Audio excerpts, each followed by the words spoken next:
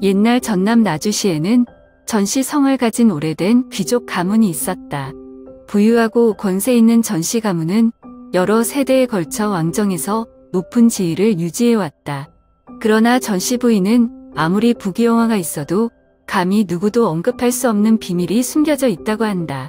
넓은 덮개 정원에는 100년 된 고목 감나무가 있다. 사람들은 누가 그것을 심었는지 정확히 알지 못하며 그 감나무는 세월의 조용한 증인으로 정원 한가운데 우뚝 서 있다는 것만 알고 있다.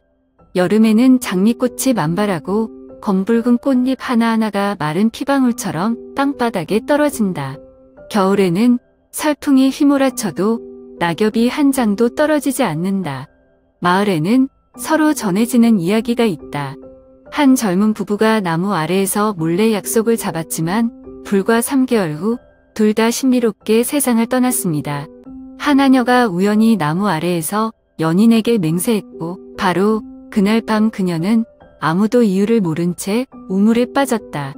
전시 집안의 한 관리가 이곳에서 상인들과 약혼을 했지만 얼마 지나지 않아 그의 가문은 쇠락하고 재산은 몰수되고 가족은 뿔뿔이 흩어졌다.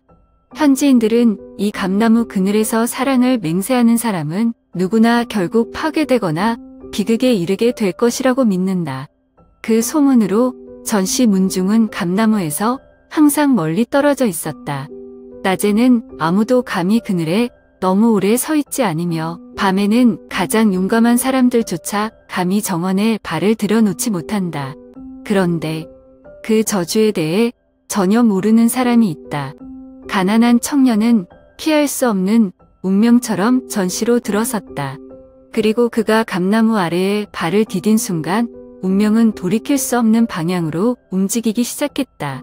전남 나주 일대에서 전시 가문은 오래전부터 권귀한 가문으로 알려져 왔다. 그들은 무수한 가정과 하인들을 거느린 광대한 제자 속에서 살았다. 그 가족 중에 윤석이라는 사람이 있어요. 그는 평범한 하인이 아니다. 그는 학자 집안의 아들이었다. 그의 아버지는 청렴한 유학자였지만 사기꾼의 무고를 받아온 가족이 가난에 빠졌습니다. 억울한 빚을 갚기 위해 윤석은 어쩔 수 없이 전시 부인으로 들어갔다. 10대 시절에 그는 문학과 회화를 좋아했고 관직에 합격하는 날을 꿈꿨다. 하지만 이제 그의 손은 흙과 물밖에 모른다. 그는 불평할 권리가 없다.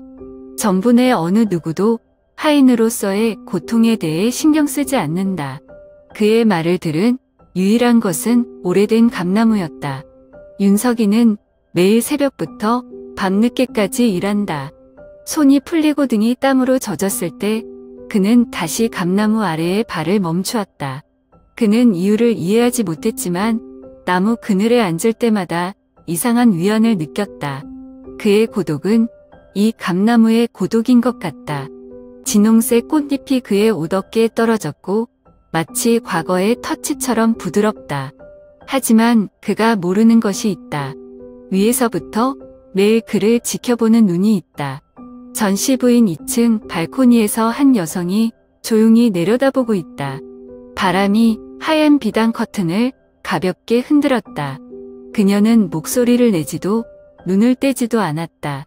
그녀는 오랫동안 그를 쳐다보았지만 전시 정부에서는 아무도 그것에 대해 알지 못했다. 그리고 아마도 윤석이 자신을 관찰하는 사람이 누구인지 알았다면 지금 이 순간부터 자신의 운명이 바뀌었으리라고는 꿈에도 생각지 못했을 것이다. 그의 가을 전시 덮개의 단풍은 검붉게 물들었다. 산들바람이 넓은 정원에 불어 늙은 장미꽃잎이 떨어져 내원으로 이어지는 돌담길에 펼쳐졌다. 높은 곳에서 태양은 구부러진 기와 뒤로 물러나고 각 모서리에 노란색으로 물든 석양을 남겼다. 오래된 감나무는 정원 한가운데 우뚝 서 있고 붉은 감나무는 푸른 잎사귀 사이로 삐죽삐죽 빛나고 있다. 정부 사람들은 감이 너무 오랫동안 다가오지 못했지만 오늘은 나무 밑에 한 사람이 서 있었어요. 옥 브로치가 달린 머리카락, 매화를 수놓은 흰색 비단 의상의 한 여인이 가을 바람에 가볍게 흔들렸다. 전시 가문의 유일한 소인 서화. 그녀는 손을 뻗어 나무 줄기를 만졌고 눈은 약간 사색했다. 그녀는 어렸을 때부터 가족의 저주에 대해 들었다. 근데 정말로 저주가 존재하나요? 아니면 그저 사람들을 겁주기 위한 구전 이야기일까요? 그녀의 눈은 갑자기 높은 가지에 매달린 잘 익은 감에 멈췄다. 잘 익은 열매들이 이렇게 높이 있다. 그냥 한 개 따는 건데 뭐가 무서워? 그녀는 가족을 부르지 않았다. 하인에게 알리지 않다. 서아는 자기가 따고 싶어 해요. 그래서 그녀는 낡은 나무 사다리를 타고 올라가서 가장 붉은 감을 잡고 발을 뻗었다. 근데 딱 그 순간에 나무 사다리가 흔들렸다. 잠시 방심하다가 그녀는 균형을 잃었다. 바람이 세게 불자 그녀는 온몸이 한쪽으로 기울었다. 근데 몸이 애 떨어지기 직전에 강한 손이 그녀의 허리를 잡았다. 조심해. 서아는 당기는 힘이 그녀를 붙잡는 것을 느꼈다. 가족이 아니다. 경호원이 아닙니다. 하인입니다. 낯선 하인. 서아는 눈을 깜박거렸고 호흡은 아직 안정되지 않았다. 석양 아래에서 그녀는 이상한 견고함을 가진 밝은 눈을 보았다. 윤석이다. 그 순간 두 사람은 눈이 마주쳤다. 오래된 감나무 그늘은 햇빛을 가리고 서로 마주쳐서는 안 되는 두 사람 사이에 긴 침묵만 남긴다. 너 새 아녀야? 빨리 놔줘. 여보, 지금 손을 놓으면 당신은 땅에 떨어질 것 같습니다. 서아가 놀란다. 그녀는 누구에게도 이렇게 가까이 만져본 적이 없다. 특히 하인. 그녀의 숨결은 가볍게 떨렸지만 두려움, 분노 또는 다른 무엇 때문인지는 분명하지 않았다. 너 내가 널 도와줘야 한다고 생각해? 빨리 빠져. 지금 당장 물러나면 아가씨가 스스로 일어설 수 있어요? 그가 한 말. 하인의 겸허한 기색도 아니었다. 서아는 아연실색했지만 당혹감을 감추며 재빨리 외면했다. 건방지게. 자기가 누구라고 그런 말을 해요? 상처를 보고 싶지 않은 사람입니다. 그 말에 서아는 멈칫했다. 바람이 다시 불고 은은한 장미 향기가 난다. 갑자기 그녀는 그의 손에서 온기가 점차 자신의 몸으로 퍼지는 것을 느꼈다. 그녀는 그렇게 하인 근처에 서본 적이 없었다. 윤석이의 눈빛에는 거리낌도 두려움도 없었다. 그는 그들 사이에 신분 차이가 전혀 없는 것처럼 그녀를 침착하게 바라보았다. 서아는 입술을 오므리고 재빨리 손을 비볐다. 나 만지지 마. 윤석도 붙잡지 않았다. 그는 하인의 본분처럼 고개를 숙인 채 조용히 한 발 물러섰다. 그러나 그는 몸을 돌리기 전에 한마디를 속삭였다. 여보, 만지지 말아야 할 것들이 있어요. 서아는 약간 눈살을 찌푸렸다. 그가 한 말. 무슨 얘기죠? 고풍스러운 감나무? 아니면 본인? 멀리 날이 어두워졌다. 장미 꽃잎들이 여전히 떨어진다. 서아는 오늘 만남이 두 사람의 운명을 바꿨다는 사실을 몰랐다. 아니면 더 정확하게 말하면 전씨 가문의 저주가 본격화한다. 그날 이후 서아는 예전 같지 않았다. 정원을 지날 때마다 그녀는 항상 보이지 않는 시선이 그녀를 끌어당기는 것을 느꼈다. 누구의 강요도 그녀가 원해서도 아니지만 윤석의 모습이 어딘가에서 드러날 때마다 그녀의 눈빛은 무의식적으로 찾아온다. 그녀는 이유를 이해하지 못했다. 그는 너무 달라서 그런가 봐요. 그는 정부의 다른 가정부와 달리 사람들은 굽실거리고 사람들은 저속하다. 그는 말수가 적지만 말 한마디에 무게가 있다. 그는 고개를 숙였지만 운명을 감수하는 사람의 눈빛은 없었다. 그러나 아무리 생각해도 그녀는 공개적으로 관심을 보이지 않았다. 전시 문화에서 하인은 양반 발밑에 흙먼지일 뿐이었다. 그녀 같은 사람이 어떻게 가족을 걱정하게 할 수 있을까? 그러던 어느 날 뭔가가 그녀를 행동하게 했다. 그날 오후 정원을 지나던 중 윤석의 팔에 남긴 상처에 그녀의 시선이 머물렀다. 채찍에 맞아서 그런 것 같아요. 그가 무거운 물건을 무리하게 짊어졌기 때문일 수도 있다. 그는 신음하지 않는다. 불평하지 않다. 마치 고통이 존재하지 않았던 것처럼 조용히 일을 계속할 뿐이다. 서화의 마음속에는 낯선 느낌이 배어 있었다. 그녀는 돌아서지만 머릿속에는 그 이미지가 계속 맴돌았다. 그날 밤 그녀는 자신의 방에서 연고 한 상자를 몰래 꺼내 소매에 숨긴 다음 우물로 몰래 가져갔습니다. 그에게 똑바로 줄 수 없어요. 아무도 모르게. 그녀는 잠시 거기 서서 주위를 둘러보고 조용히 손을 놓았다. 약병이 땅에 떨어져 우물가로 굴러갔다. 그때 마침 윤석이 물통을 들고 왔다. 이상하다. 누가 약을 여기에 두었습니까?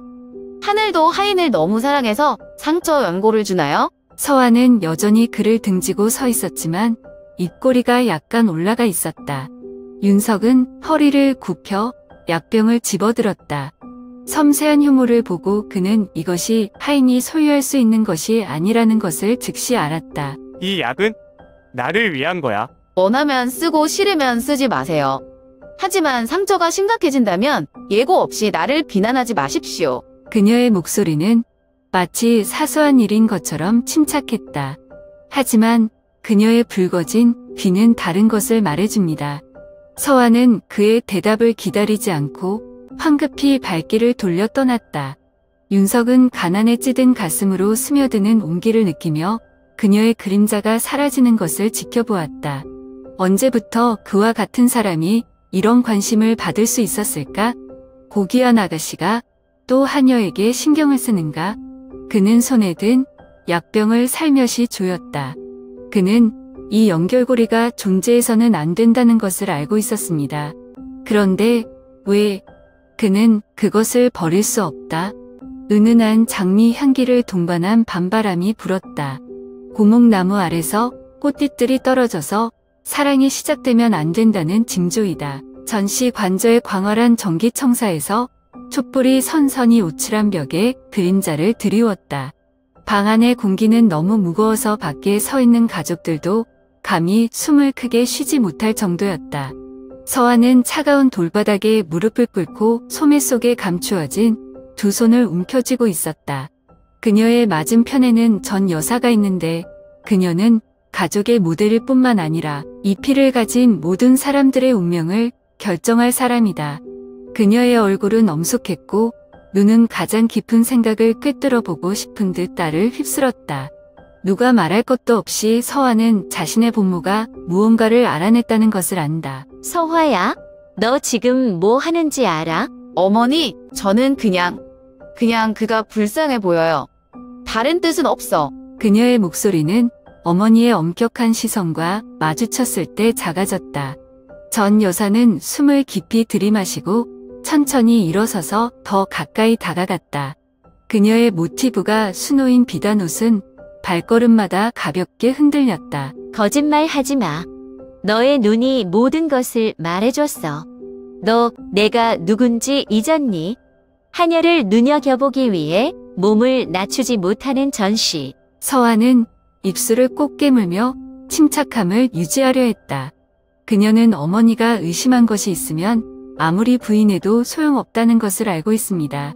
그러나 그녀는 마음이 내키지 않았다. 하지만 어머니는 인간의 가치는 자신의 출신에 있지 않다고 항상 자녀에게 가르치지 않습니까? 전 여사의 눈에는 한 줄기 설렘이 스쳤지만 이내 평온한 표정을 되찾았다.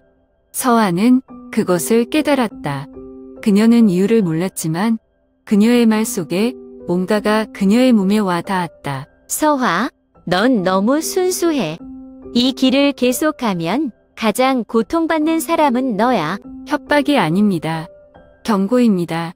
서화는 고개를 들었지만 시선은 장미꽃이 수놓인 병풍으로 시선을 돌렸다. 그녀의 목소리는 먼 추억에 잠긴 듯 낮게 가라앉았다. 내가 이 실수를 한 첫 번째 사람이라고 생각하니? 서화는 아연했다. 등줄기를 따라 한파가 몰아쳤다. 그 말, 무슨 뜻이에요? 이 이야기는 두 번 다시 꺼내지 않겠습니다.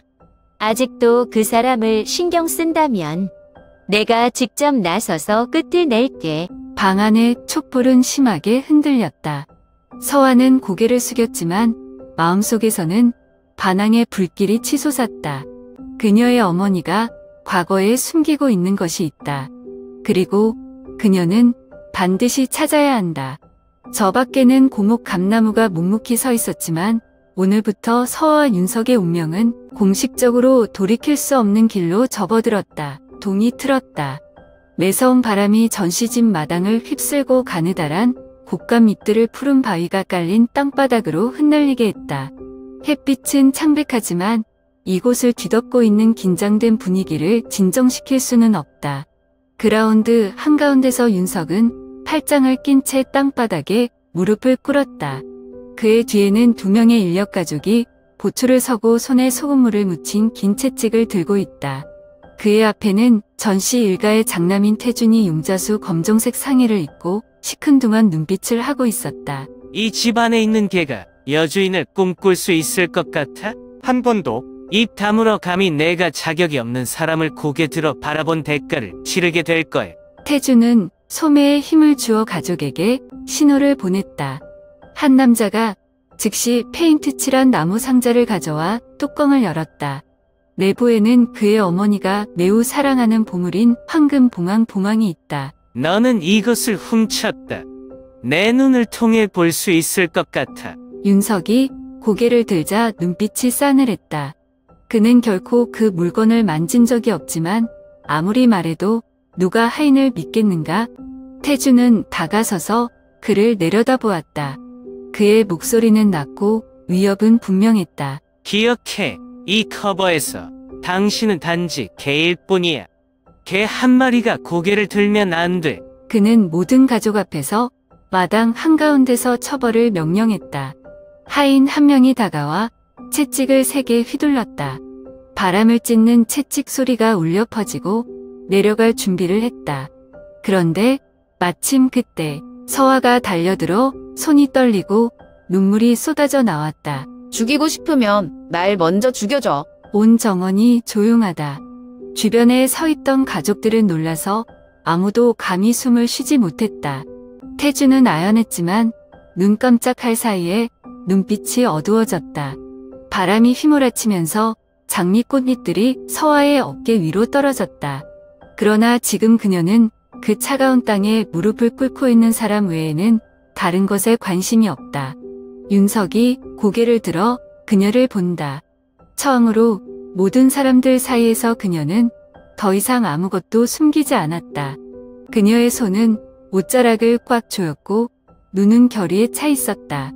태준이가 차갑게 웃는다. 서화, 너 미쳤니? 내가 무엇을 하고 있는지 잘 알고 있다. 만질 수 없어. 그녀는 그의 편을 들기로 결정했다. 더 이상 물러설 길이 없다. 정원 어딘가에는 고목 감나무가 운명의 목격자처럼 묵묵히 서 있었다. 이 순간부터 비극은 피할 수 없었다. 전씨 집안의 공기는 얼어붙은 듯했다. 가족들은 아무도 감히 숨을 크게 쉬지 못하고 조용히 서 있었고 바람 소리만 들려 차가운 돌바닥에 떨어진 장미꽃잎을 흔들었다. 그라운드 한가운데서 윤석은 여전히 땅바닥에 무릎을 꿇고 두 손은 묶여있고 등에 난 상처는 피를 흘렸다.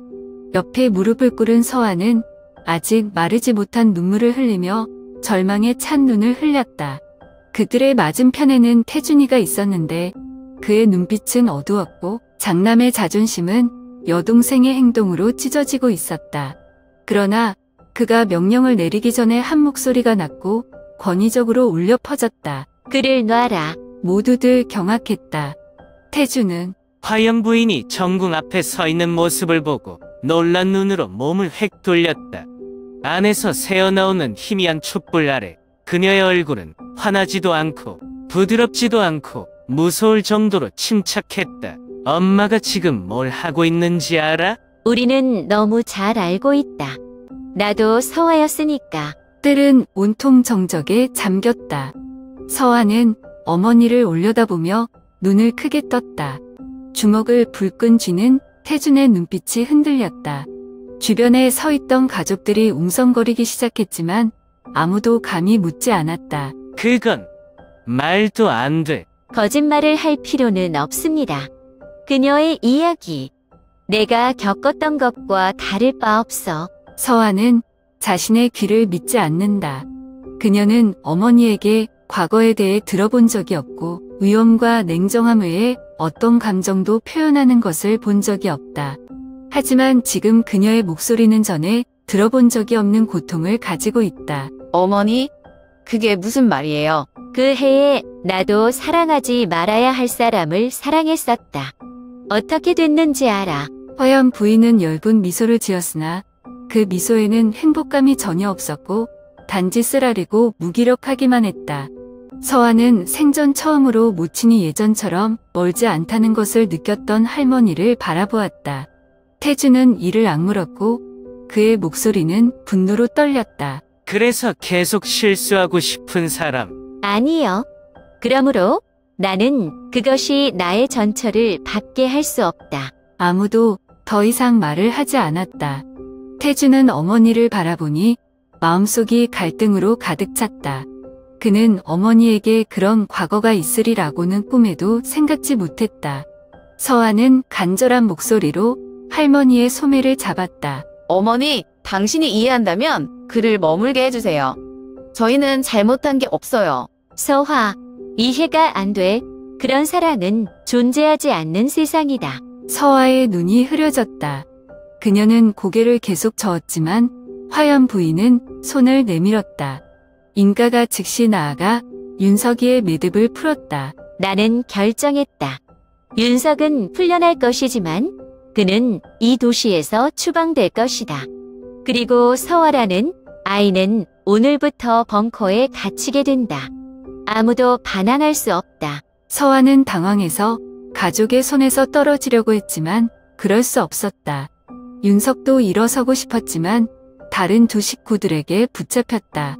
태주는 입술을 삐죽거리고 눈빛이 칼처럼 날카롭다. 엄마가 너무 인자하셔. 그와 같은 사람은 살아남을 기회가 없어야 한다. 서화가 죽으면 행복하게 살 것 같아. 그 질문에 태주는 목이 메어 대답을 못했다. 화연 부인은 더 이상 증오도 낯설지도 않은 눈빛으로 윤석을 바라보았다. 그녀는 그를 한참 동안만 쳐다보고는 돌아서서 안으로 걸어 들어갔다. 내 마음이 바뀌기 전에 그를 데려가라. 장미꽃잎들이 바람에 휩쓸려 공중에서 마지막 춤을 추듯 빙글빙글 돌았다. 서아는 절망적으로 비명을 질렀지만 그녀 뒤로 덮인 문이 닫혔다. 윤석이는 끌려가 한 번도 속하지 않았던 곳을 한 걸음 한 걸음 떠났다. 고목 감나무는 여전히 그곳에 서서 지난 꽃 시즌처럼 묻힌 또 다른 사랑 이야기를 목격했다. 성문이 열리고 앞에 펼쳐진 길은 암울한 빛깔로 덮여 있었다. 안개가 자욱하게 드리워져 조용히 걷는 사람의 그림자가 번졌다. 윤석이는 족쇄도 없이 나주를 떠나도록 압송당했지만 그의 발걸음은 세상의 어떤 족쇄보다도 무거웠다. 차가운 바람이 그의 옷에 어깨를 쓸었지만 뒤에서 지켜보는 눈만큼 춥지는 않았다. 높은 성벽 위에 서아는 말없이 서 있었다. 그녀는 너무 많이 울어서 눈물도 남지 않았다. 여기서부터 그는 넓은 세상 사람이고 그녀는 여전히 세상에 갇힌 새 날개에 불과하다. 그녀는 뛰어내려가고 싶었고 그의 이름을 다시 부르고 싶었지만 다리는 움직일 수 없었습니다. 윤석은 천천히 고개를 돌렸다. 그렇게 멀리 떨어져 있었지만 그들의 시선은 여전히 서로 마주쳤다. 더 이상 할 말도 없고 더 이상 할 수 있는 약속도 없지만 두 사람 모두 이해한 것이 있다. 다음 생이 오면 내가 먼저 찾을게. 윤석의 모습은 안개 속에서 서서히 사라졌다. 서하는 날이 완전히 어두워질 때까지 오랫동안 서 있었다. 아무도 그녀가 무슨 생각을 하고 있는지 몰랐고 바람만 머리카락 사이로 불어 날씬한 상투에 조용히 브로치를 흔들었다. 전시 덮인 정원의 고목 감나무는 여전히 묵묵히 서 있다. 장미꽃잎 하나하나가 하늘의 눈물처럼 바위 바닥에 떨어진다. 사람들은 저주가 아직 깨지지 않았다고 말한다. 그 나무 아래에서 맹세했던 사람들은 떠나더라도 다시 만날 것이기 때문이다. 한 번 더